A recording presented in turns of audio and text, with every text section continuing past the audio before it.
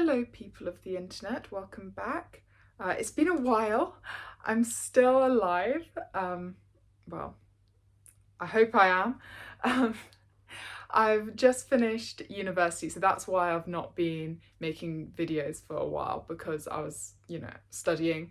I was really, really busy, trying to pass all my exams, and now I have. I don't have my official results yet, but I know I'm like only waiting for one more result. So, and every exam this year, except the one that I don't have yet, is a first class degree level. So I should hopefully have a first class modern languages degree.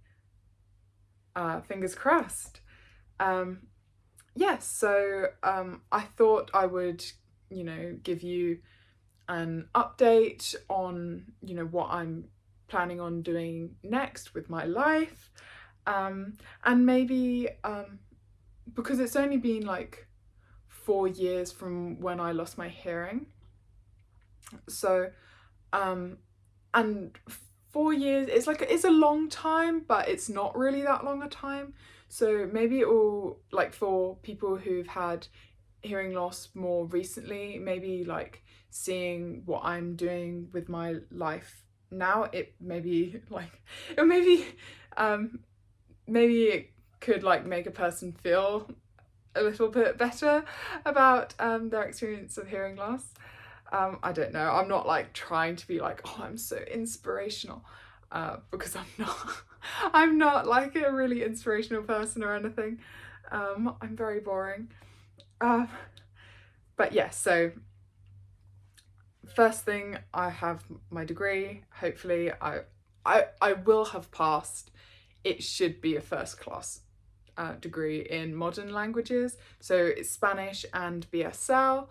But I only did BSL until level 3 because my university couldn't offer it past level 3, so I like couldn't do it. But yeah, I've been practicing, and I had interpreters in my classes, so I've been watching and trying to improve my BSL, but I still have like a way to go. Yeah, but my plans for this summer is I'm continuing doing my fossil tours, which I really, really enjoy. So yeah, it's literally just walking around on the beach and like looking for fossils and like helping people find fossils, mostly with like children. So that's really, really fun. And yeah, and then I'm going on holiday to Spain with my family tomorrow, and so that'll be good. And then when I come back, I will be doing a I'll spell that wrong, CELTA course, which is teaching English as a foreign language. It's like the best TEFL course you can do. Well, like the most like respected one. So I'll be doing that, and so I'm doing that full time for like, I don't know, it's like 6 weeks or something. I mean, I know when it is, I just haven't I haven't checked the number of weeks.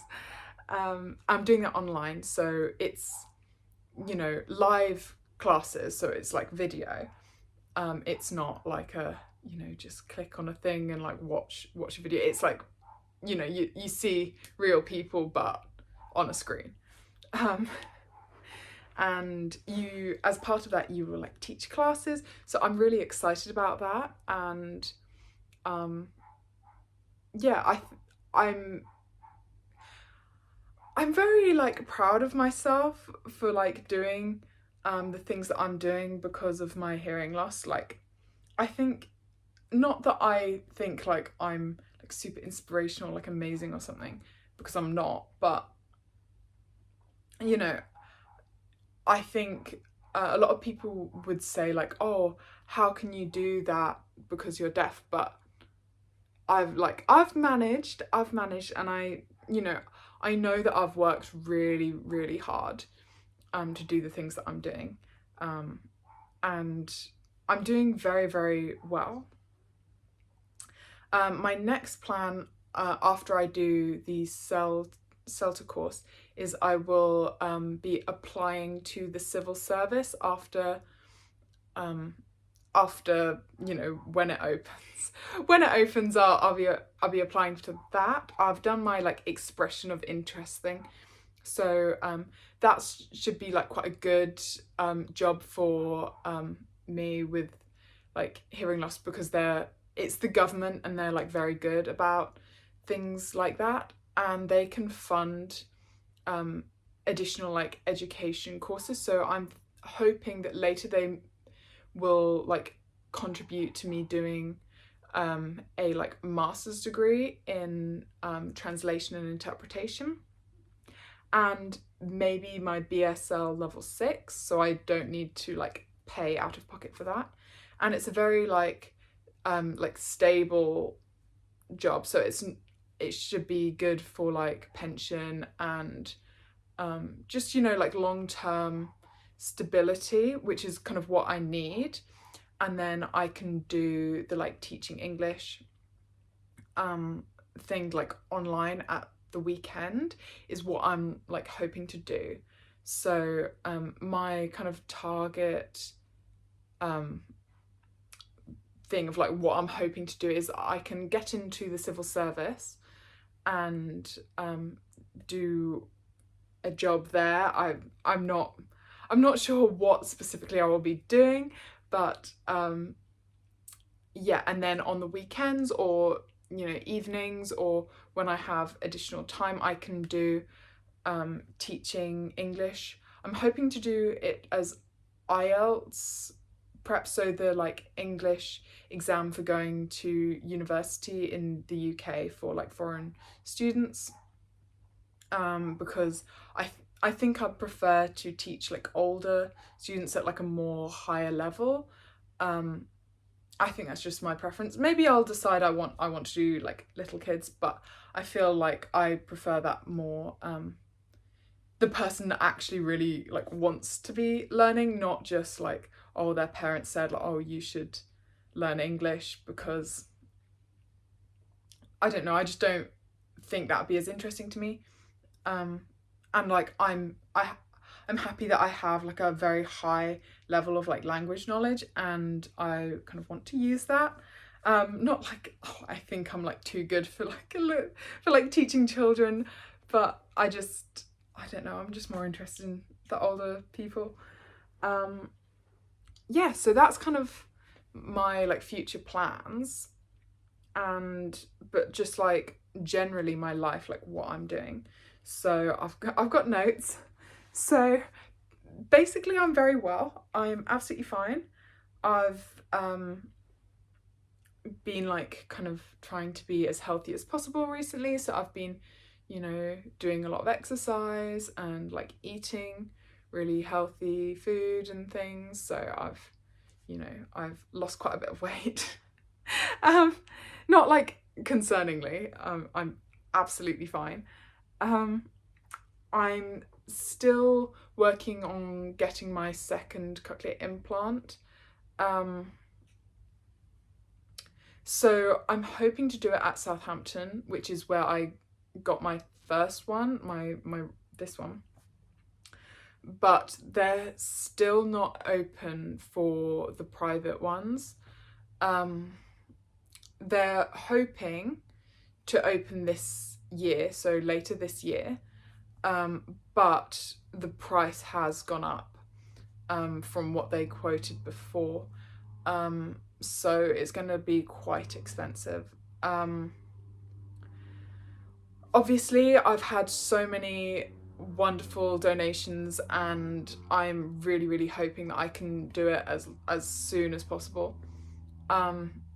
And I will be making videos about that experience as much as I can. Obviously I probably can't film like the actual surgery, but everything I'll try and film, because I want it to like help people. But yeah, so I don't know when I will be able to do that. Yeah, so cochlear implant is on the table. I'd like to get it done at Southampton, but I'm not like tied to that. Because it would be nice to have it be the same like center, because then they like know me and then it's all like in the same place.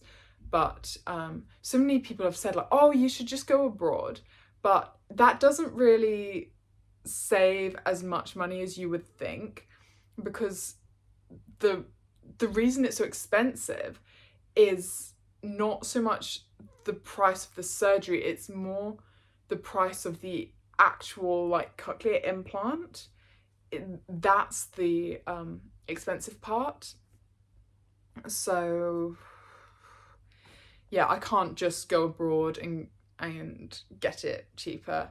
So if I need to do it in the UK and it's kind of the same price everywhere, I would hopefully do it at the same place as I got my first one. But yeah, so that's kind of still like a bit up in the air, but it should be happening.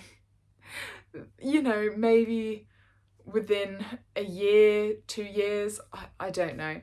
But really as soon as I can.